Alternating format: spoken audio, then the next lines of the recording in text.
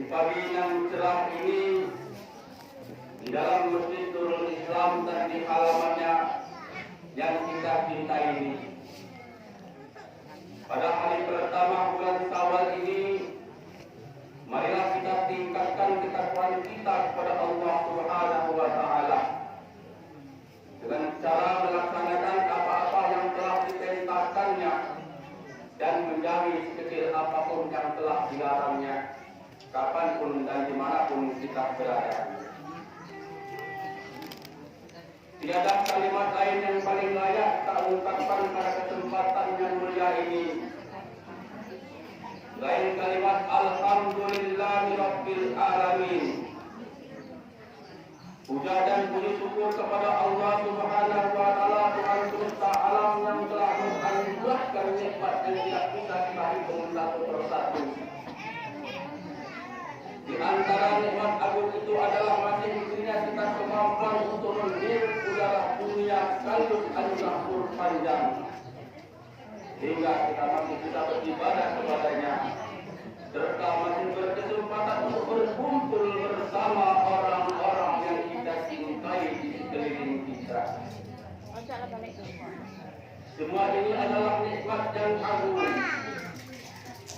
Terlebih pada momentum Hari Raya Idul Fitri yang menjadi perayaan kemenangan dan kebahagiaan. Sebuah hari raya di mana takbir, tahmid dan tahlil berkumandang di berbagai penjuru dunia, menandai kembalinya fitrah umat Islam seperti bayi yang terlahir kembali ke dunia ini. Hadirin kaum muslimin jamaah Idul Fitri rahimahumullah. Dalam catatan sejarah, awal mula dilaksanakannya Hari Raya Idul Fitri adalah pada tahun kedua Hijriah. Saat itu kaum muslimin mendapat kemenangan besar dalam perang Badar. Perayaan kemenangan yang diraih umat Islam pada waktu itu secara tidak langsung merayakan dua kemenangan, yakni kemenangan apabila paripurnanya menjalankan kewajiban puasa di bulan suci Ramadan dan kemenangan dalam perang Badar. Dalam tradisi bangsa Indonesia, Hari Raya Idul Fitri dikenal dengan nama Lebaran. Para ahli bahasa menyebutkan bahwa kata Lebaran salah satunya berasal dari bahasa Jawa, yakni lebar, yang memiliki arti selesai. Dalam Kamus Besar Bahasa Indonesia sendiri, kata Lebaran dimaknai sebagai hari raya umat Islam yang jatuh pada 1 Syawal setelah selesai menjalankan ibadah puasa selama bulan Ramadan. Makna ini selaras dengan kenyataan bahwa pada hari raya Lebaran kita sudah selesai menjalankan kewajiban berpuasa dan mewujudkannya dalam bentuk perayaan kebahagiaan sebagai wujud syukur kepada Allah Subhanahu wa Ta'ala. Pada hari ini kita berbahagia bersama dan saling menyampaikan doa dalam berbagai bentuk redaksi seperti Taqabbalallahu minna wa minkum, yang artinya semoga Allah menerima amal ibadah Ramadan kita.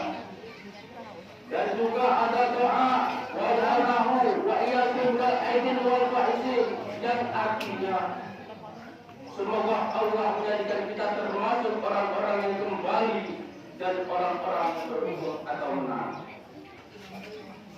Sebuah doa yang berisi harapan dalam agar setelah melaksanakan rangkaian ibadah di bulan Ramadan ini, kita akan benar-benar kembali suci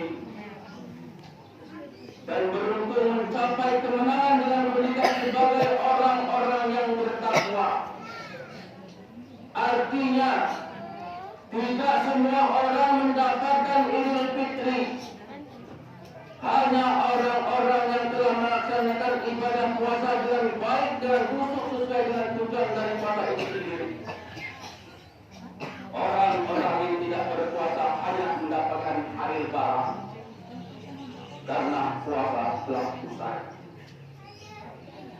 Hal ini telah Allah sebutkan dalam Al-Quran surat Al-Baqarah ayat 183 yang artinya, wahai orang-orang yang beriman, diwajibkan atas kamu berpuasa bagaimana diwajibkan atas orang-orang sebelum kamu agar kamu bertakwa. Allahu Akbar, Allahu Akbar, Allahu Akbar, walillahil hamd. Jemaah telah tidak sedih Allah. Kebahagiaan yang dikatakan ini sangat kurang dekat jika dirayakan di sini. Kebahagiaan akan terasa lebih nikmat jika bisa dirayakan dengan berkumpul bersama orang-orang yang kita cintai. Hal inilah yang mengumpulkan sebuah tradisi ritual di negara kita, yakni mudik. Sebuah tradisi berisikan kerinduan di tanah berantau untuk pulang melihat kembali tanah kelahiran. Sebuah tradisi untuk kembali lagi berkumpul dengan keluarga, mengingat kembali masa kecil, sekaligus bersimpuh sungguh dalam pelukan kedua orang tua kita. Mudik juga tidak hanya memiliki dimensi makna sekedar pulang kampung saja. Di dalamnya terkandung dimensi spiritual yang nilainya tidak bisa diukur dengan materi dunia. Jarak jauh melintasi laut dan sungai, dan terjal dan jalan berliku, ditambah waktu, tenaga, serta biaya yang harus dikeluarkan untuk mudik, tidak bisa menghalangi rasa kangen yang memuncak kepada tanah kelahiran kita. Teknologi canggih seperti telepon, media sosial maupun video call tidak juga akan bisa menggantikan kualitas pertemuan langsung dengan sanak kerabat kita di kampung halaman. Kemudian pertemuan takkan bisa menggantikannya manisnya kenangan sederhanaan bersama teman masa kecil yang selalu terbayang jelang lebaran. Berbagai fasilitas di tanah rantau tidak bisa menghalangi pulang kampung menuju ibu pertiwi